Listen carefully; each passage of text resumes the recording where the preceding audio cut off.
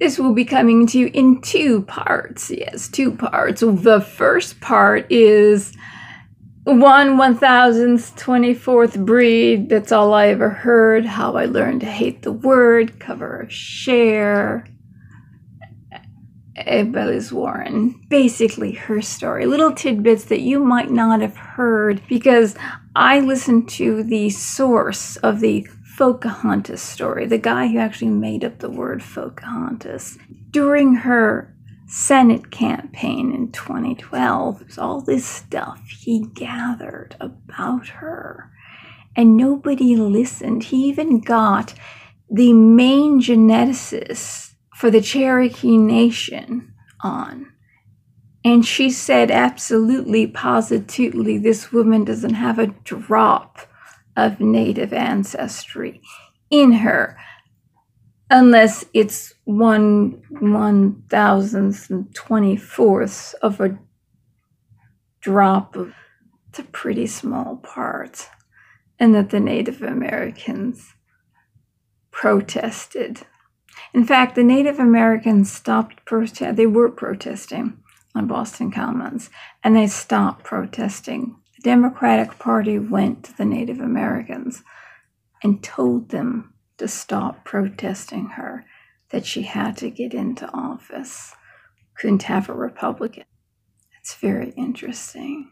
The only president or only person in history of America that gave back as much Native American land that he possibly could was a Republican president, and that was President Richard Milhous Nixon, who everyone has demonized. But as a devout Quaker, he felt it was the right thing to do for the Native Americans. But I kind of wonder, because the violence that we see today and the intimidation against Republicans, against anyone who opposes them, the violence that's ensuing, and they're telling people to go out and attack the opposing party. It makes me wonder, what kind of pressure did they put on them to stop protesting and making their female Democrat candidate that claims she's Native American so they can get her into office? Now, I don't put anything past the Democrats and what they might have done or what kind of deal they might have struck.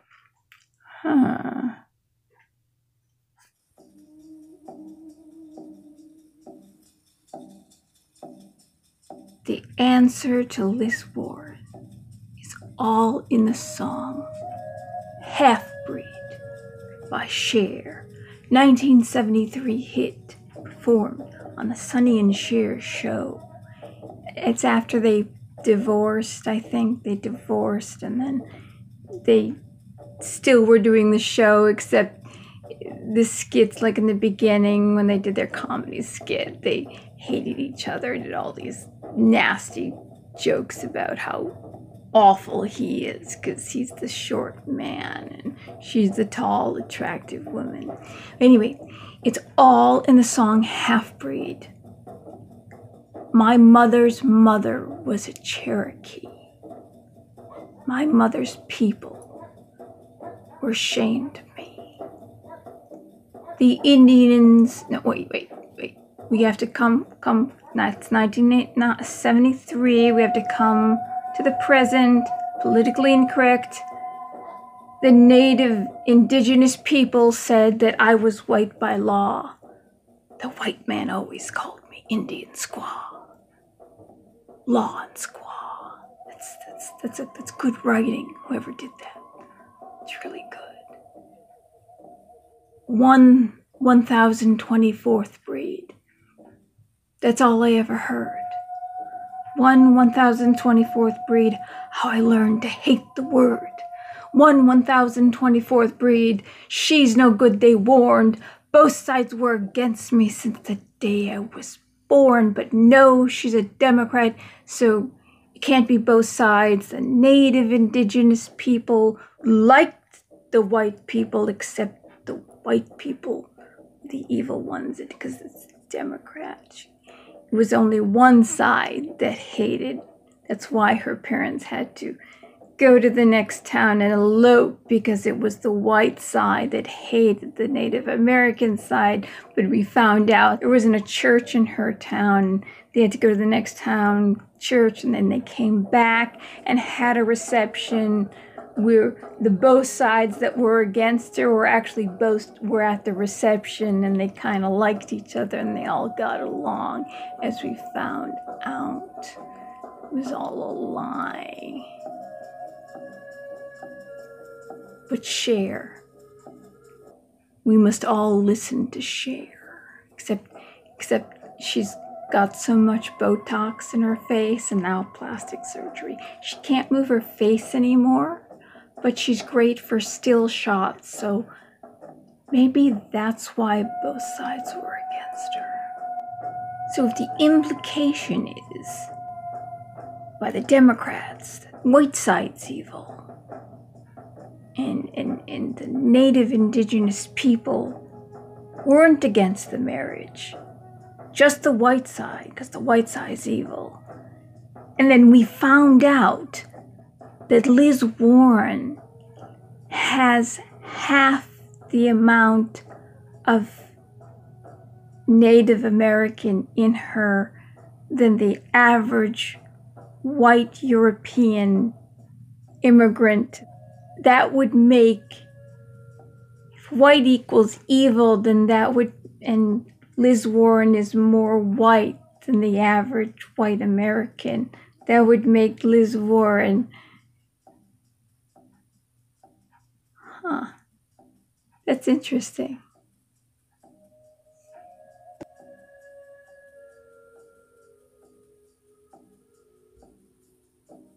Hello, everybody.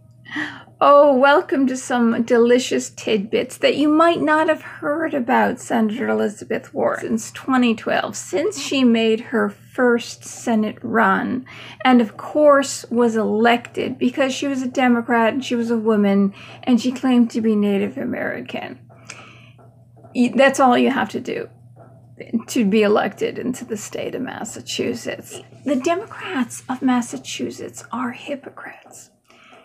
Because somehow it doesn't matter how many bad things you hear, and this is basically the Democratic Party in general, no matter how many bad things you hear about a Democratic candidate, as long as they're a Democrat, you'll still vote for them instead of the Republican. The party is abolishing slavery. The Democrats must vote for the party of slavery and the KKK. I'm just going to digress for just 1 second because I was thinking about this today. The very interesting thing was happening.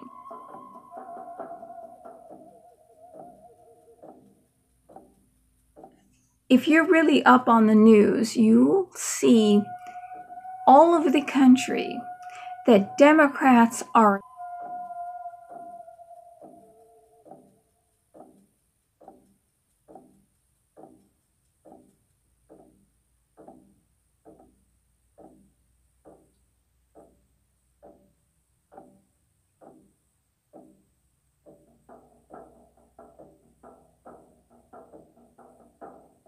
physically attacking GOP nominees. A paid Soros stalker, a guy that went out, that he paid to stalk Republican candidates. But he's calling himself a tracker.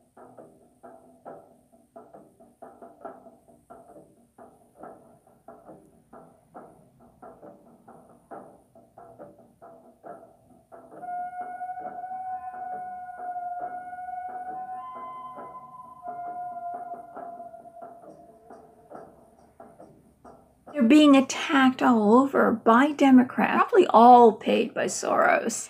The Democrats turned into a mob, and it looks like there's a variety of mobs, and we all know the names of these particular mobs. But if you go back in history just a little bit, I'm digressing just a little bit, and we'll come back to all the naughty tidbits about Senator Elizabeth Warren that you might not know about at all. If you go back a bit in the Democratic Party, and you don't have to go back too far, because 1968, lynchings in the South of Americans of African ancestry, descendants of slaves, and also other groups that they didn't consider white, though Mexican was considered white. Not only are Mexicans Caucasian by race, but officially in the law, they were white up to 1980. After 1980, there was a bit more perks if you're not all white. If you have a little native ancestry, then it's better if you put that into your resume. I digress for a moment. You think the KKK was going after Mexicans, and they were not going after Mexicans. They were going after descendants of African slaves, and they were going after people like Italians and Greeks that were not considered white. They were considered half black, which is 100% black, because of the one-drop rule, which should bring us back to Elizabeth Warren. But in her case, 1024 breed. Both sides hated me since the day I was born. You know, and she goes on and on and on and sings that song, 1 in 1024th breed. You know, that's all I ever heard. And she really gets into it. It's really funny. But anyway, the KKK, let's focus for a second. And slave owners, slave traders, slave owners, KKK, all Democrats. They basically wanted to keep people of African descent on their plantation. They didn't like that slavery ended, and they didn't want these people to think that they were equal, because it says in the Constitution, you know, how all men are created equal, and the word man actually means humans. The Democrats did not want them to believe that they were equal. So they would go out at night, they would do their rides, and that's when they were going to do their lynchings, and they would terrorize people who were of the Republican Party, anybody that was fighting against the Democrats and were against the law, Jim Crow laws, which the Democrats put in place. They wanted to keep that going. And unfortunately, they're losing the people of African ancestry, or the descendants of slaves. They're losing that vote, and they're losing the Hispanic vote, that people who are Americans.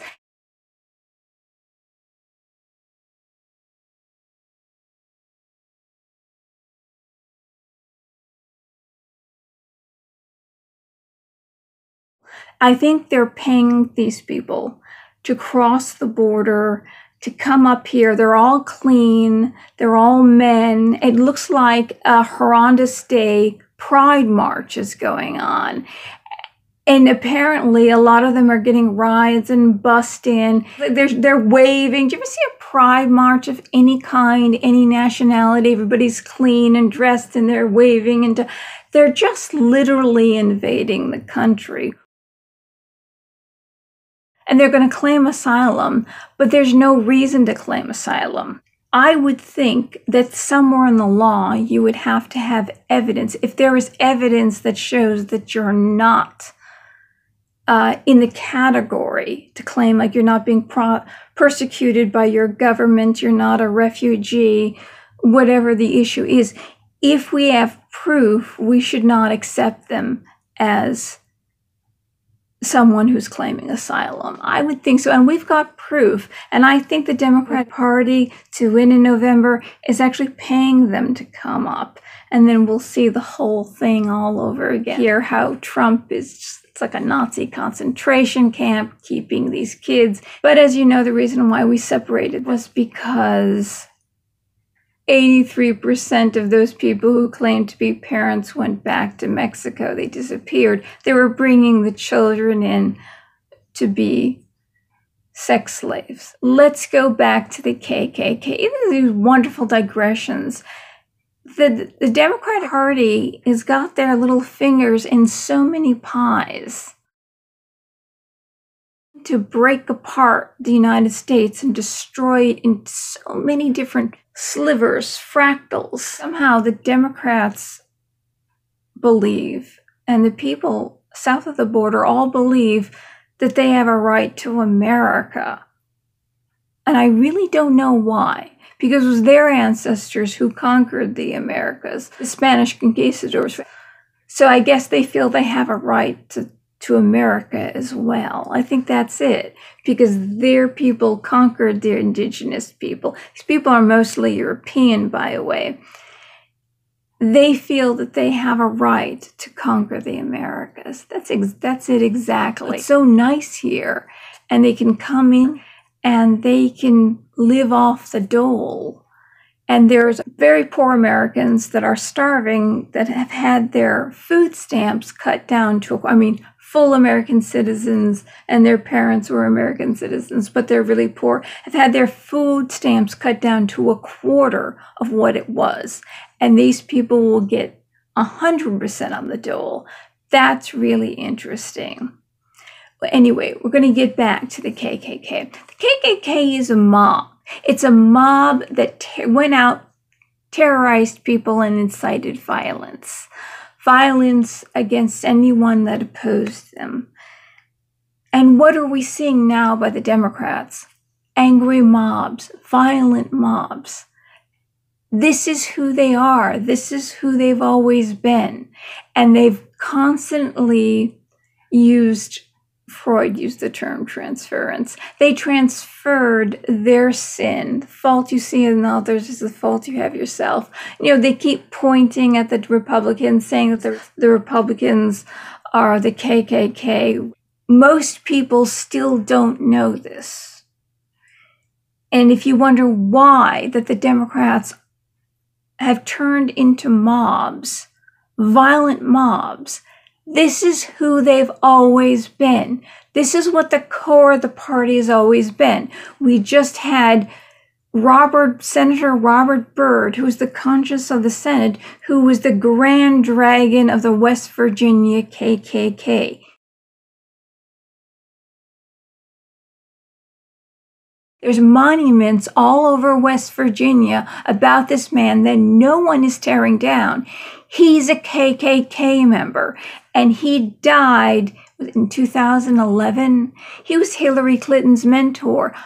Barack Obama, not descendant of slaves. His father came from Africa, which means his father is probably a descendant of a tribe that won the war and sold the other Black Africans to the world as slaves, okay?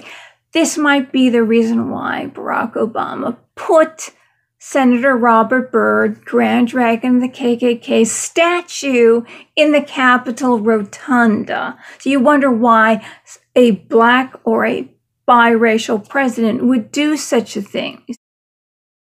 Just because you're of color, brown or black, whatever, somehow the Democrat Party thinks that Andrew, you have to be a Democrat too, because if you're a Republican, you think independently in some way, you're stripped of your minority status. He's completely absolved. Obama is a Democrat that's biracial, whom they call the first Black president, but essentially he's not.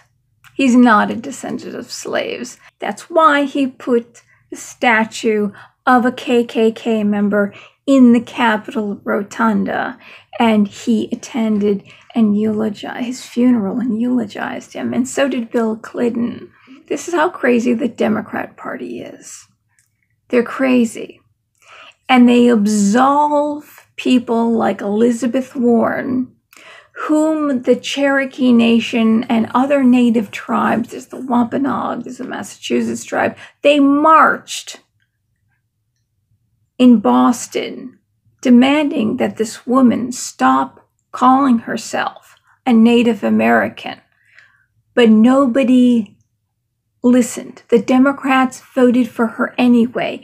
Oh, it's okay that she made a mistake. She thought. That's what her family said. Well, if it was her family lore, every single job she ever had, she should have checked the box.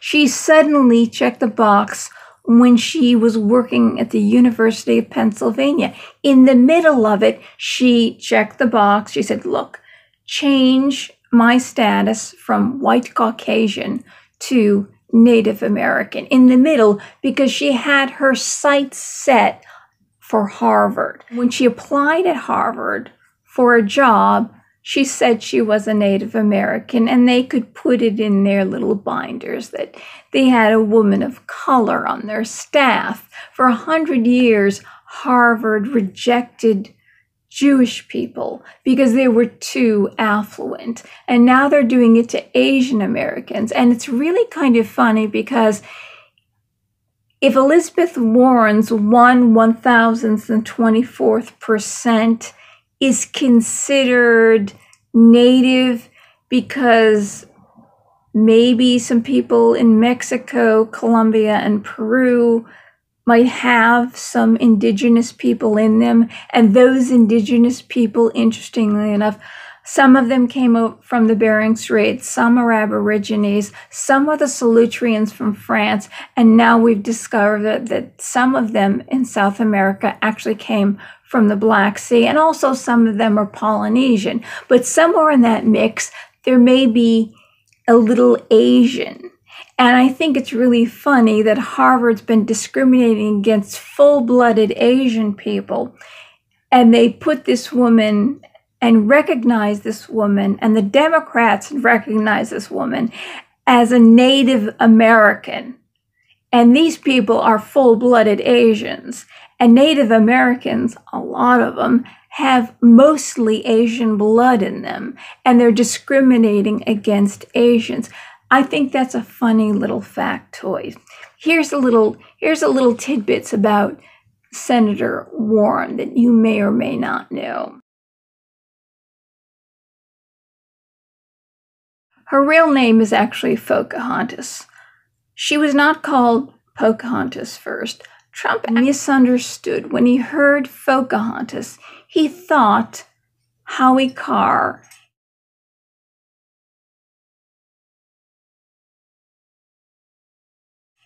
a famous investigative journalist, has a radio show in the Boston area, called her FAUX-CA-HONTAS, and Trump really, really likes Howie Carr. Faux, meaning fake in French, FAUX-CA-HONTAS, which means fake Indian, fake Native American. And that was actually pretty darn clever. So her real name is FAUX-CA-HONTAS, not Pocahontas. That's number one. Okay. Number two, with regard to her powwow chow recipe.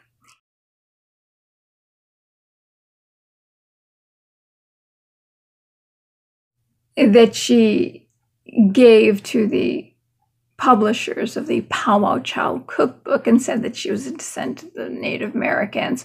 Well, that particular recipe, you may have heard, came out of the New York Times Sunday Supplement. Where that recipe originally came from, a chef named Pierre Frare made up that recipe. And it was a favorite recipe of Noel Coward and the Duke and Duchess of Windsor. You know, the Nazi king. He had to abdicate because he wanted to marry Wallis Simpson, who was a twice divorced American, but he was really in bed with Hitler. We found out since then plans, a lot of the strategies by the Nazis. He was really in on it. This is something that was discovered recently. But it was their favorite recipe, cold crab omelets with tomato mayonnaise. Now, see how just ridiculous we'll take those pieces apart. Omelets were invented by the French. And mayonnaise, we think it was invented by a French chef, or the chef of a duke in France in 1759. And all those recipes with creams that we think of as French actually came from the northern Italians. And they use a lot of butter and cream in northern Italy.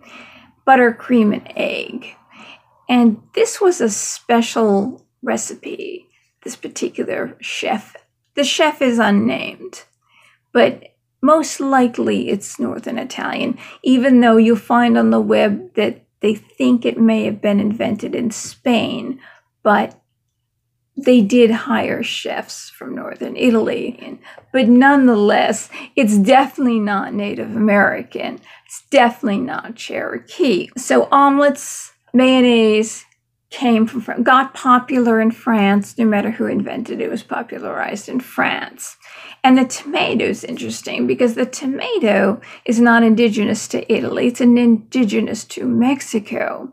And when the tomato arrived, they left Mexico green and arrived in Italy. And when they arrived in Italy, they were gold colored. They were yellow. So they were called pomodoros, which means apples of gold. Pom means apple.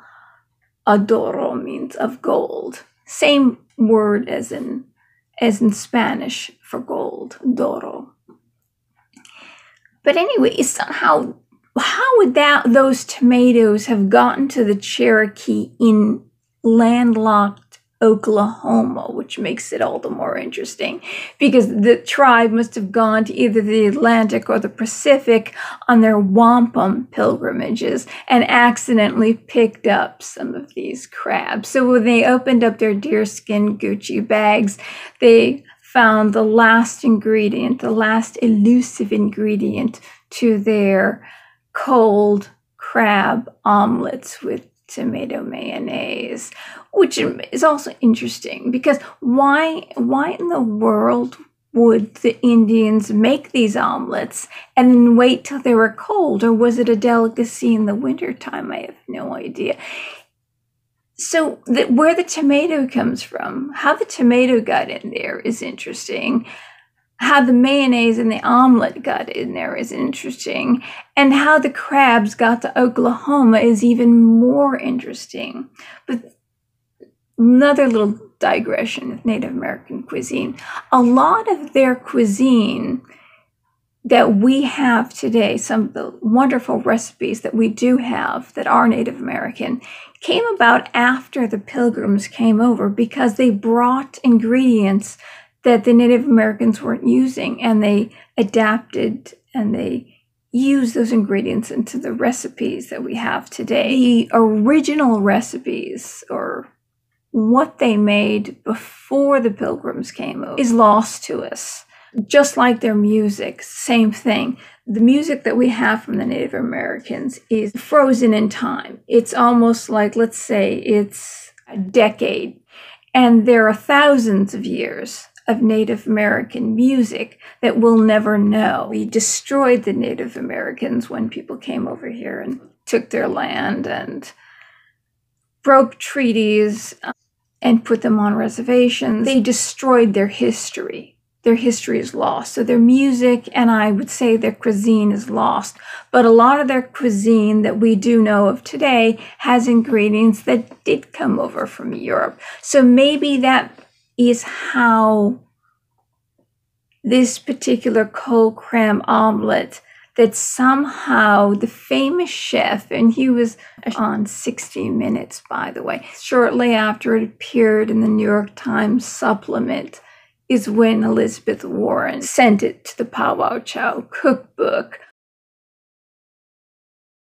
Maybe this chef, this Pierre guy, didn't invent this at all. And somehow he knew a Cherokee that gave him this recipe. I'm thinking, how did the Native Americans figure emulsification? Quick note on the emulsification process. There's a difference between something that's emulsified and something that's hydrogenated. Margarine is hydrogenated, and that kind of sticks to paints the walls of your arteries and coats everything up. That's very bad for you. Where butter is actually natural because it's beaten. It's actually healthier for the body, believe it or not. To emulsify, you need a blender, a Cuisinart, or a balloon whisk. Balloon whisk is shaped like a balloon but made out of wires. And its design is to break molecules up. You've got your lemon juice, or let's say water, oil, and your emulsifier, which is the egg. Water and oil don't mix, so the lemon juice and the oil will not mix. What you need to do is you need to break up all these molecules and have them running awfully fast. And you have to break up all the molecules that are inside the emulsifier. Right now, they're contained together in each of these three ingredients, right? And the molecules have to be spread, whereas the emulsifier, the oil and water molecules will not stick. Imagine two balloons. You got these two balloons that won't stick together. And then you've got this balloon, but it's got glue all over it. And you've got your oil balloon and your water balloon, and imagine it sticking to the glue balloon. And that holds these three molecules together. And if you break it up enough, as fast as you can, then you've got these teensy tiny molecules that are holding each other together. And at the end, you'll have this thick substance because it's brought all those molecules together and they're sticking to each other. So there's your emulsification process. So you can kind of imagine the Cherokee in Oklahoma with their whisks and Cuisinarts and blenders creating with lemon juice that was probably came from either Italy, possibly Spain. Italy, they got these big lemons. And they put, during lemon season, they put lemon in absolutely everything. But the lemons are huge lemons. So it is quite possible, since France didn't have lemons, that it did come from Italy, and it was the chefs from Italy. And it was the chef of the Duke of Richelieu. Richel, without an E, two L's, I-E-U, Richelieu.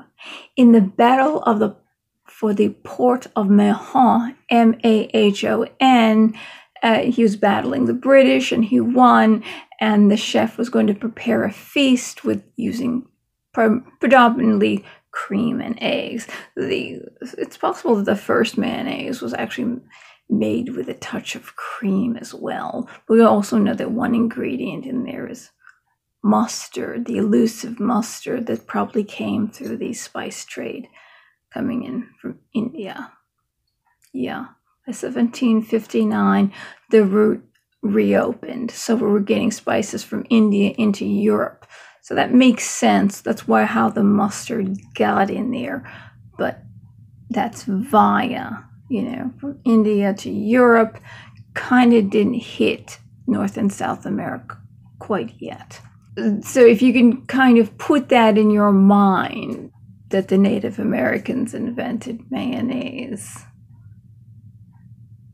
and cold omelets without refrigeration, unless it was winter, or unless the women just said, "You eat this tomorrow morning, we're putting this out in the cold." In Oklahoma, it probably would have been eaten in the morning by some animal. Not possible. Sorry, Liz, I tried. Winter, unless they made them in winter with balloon whisks or Cuisinarts or blenders. Something like that. And other natives brought tomatoes from Mexico. And the chickens. Let's not forget the chickens that are not indigenous to America. So it sounds like all these ingredients came over from Europe. They really did. There just isn't like there's the basic and then a couple of things came over and they added that in later on. The entire thing is European. Sorry, Liz. FAUX-CA-HONTAS. The recipe is really impossible. But here's another little tidbit about Senator Warren. Other than the cold cram omelet with tomato mayonnaise recipe, it's such a tongue twister. But anyway, here's a little thing. See, her relative that she claims was Native American, her name was Sarah Smith, and then she married a guy named William Crawford. She was the one that was Native American. But the really, really funny thing is, and you're going to laugh, this is going to be a hoot and a holler. You're going to laugh. Well, the really funny thing is that William Crawford, the guy she married, he belonged to a militia in Oklahoma that went out, hunted down, and killed Cherokees. So it would make a lot of sense that he was the one to marry the Cherokee Indian. Does that make a lot of sense? It really does. So if she's related to anything, she's related to people that hunted down and killed Cherokee Indians, killed Native Americans, rounded them up. Isn't that amazing? She is not only the whitest of white. Not only have you heard, I'm sure you heard, that she is half the amount of the average European immigrant to this country of Native American. Half the amount. She's also related to people who went out and rounded up and massacred Native Americans. It's even worse than that. See, what else have I heard about? Here's a bit of local news that should go into the pot of why we should say bye-bye to the Democrats. Okay. It was reported maybe about 4 or 5 years ago in the newspaper. It was found out, it was $10.9 billion was sent, and you can't find this anywhere. They've totally scrubbed this, but you had to be there to read it. Was sent from Massachusetts, from the welfare system of Massachusetts, out of the country back to South America by people who are here illegally getting money on the dole. They had that amount of money to send back to their home countries and their families. And Senator Warren, the big headline was Senator Warren thought it was just wonderful. And in fact, we should give them more money so they can have more money to send back to their families at home. She wants to give them more. Somehow the Democrats feel that America has so much wealth, we should just not only open up our borders, but we should give all our money to everyone else in the world. And anybody who thinks that doesn't know how an economic system actually works. That's why in Venezuela, they've got $1,000 bills that they're using to make mats with. It's worth nothing. Because on the world market, you have to have gold to back it. You have to have something to back the paper. You can't just print money. Otherwise, if you come over from an affluent country and the money is actually worth something because it's backed by something, when you come to this country and you trade your pounds, let's say, into dollars, you will probably, for £1, you'll probably get $1 trillion. If there's nothing to back it, if you've devalued your currency that much. That's why you can't keep printing money. And the Democrats think that we can just keep printing money and we can pay for everyone who wants to come into this country. And we will no longer have a country anymore. It will no longer be a state. We will have no borders. We will have nothing. And it will the Constitution will fall because it will become some kind of communist socialist republic of some kind. One-party rule.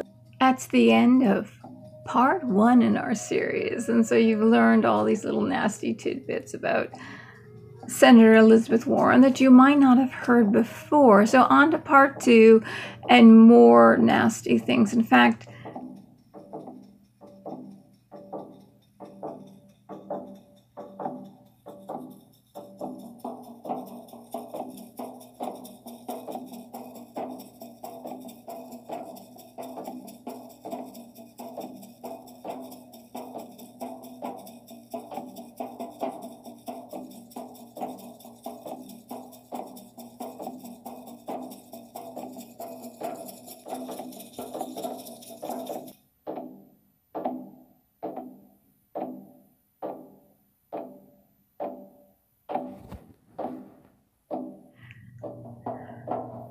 I would say even beyond nasty, because we are peeling back the layers and we're looking at the Democratic Party, who they are, what they stand for, and it's kind of scary. See you in part 2. Good night for now.